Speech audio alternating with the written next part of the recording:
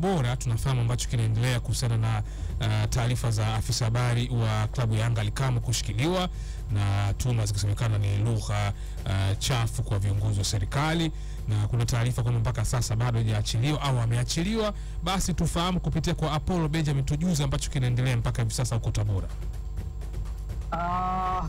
Mchopa, kwa sasa Ally Kamwe yuko huru. Afisa habari huyu wa Yanga ameachiliwa sekunde kadhaa tu zilizopita hapa, na ni kweli alishikiliwa kwa tuhuma za kutoa lugha chafu kwa viongozi wa serikali.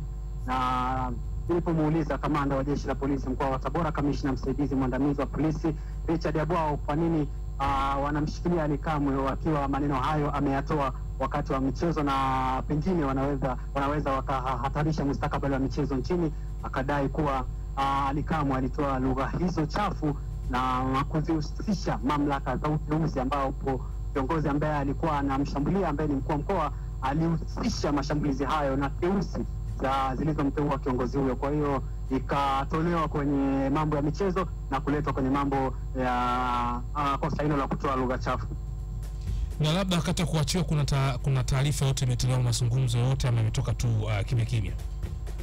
Ally Kamwe ametolea kamanda wa jeshi la polisi mkoa wa Tabora, kamishna msaidizi mwandamizi wa polisi, kabla hawajamwachia alizungumza na wanahabari kueleza hizo tuhuma na kudai kuwa uchunguzi unaendelea kwa sasa. Na tulipomuuliza pengine huo uchunguzi ukikamilika atafikishwa mahakamani, akasema ukimalizika atatoa taarifa nyingine, lakini utolewaji wake umekuwa wa kisiri.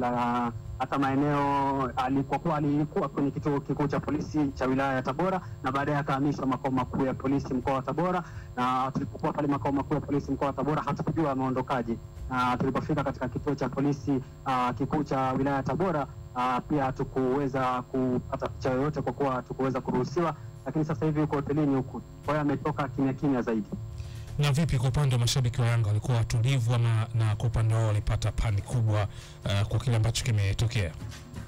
Mashabiki wa Yanga walikuwa watulivu, walikuwa wanasubiria, lakini wengine wakidai kuwa kama mamlaka hazitomwachia wangeanzisha chokochoko ambazo zisingekuwa rafiki kiusalama zaidi.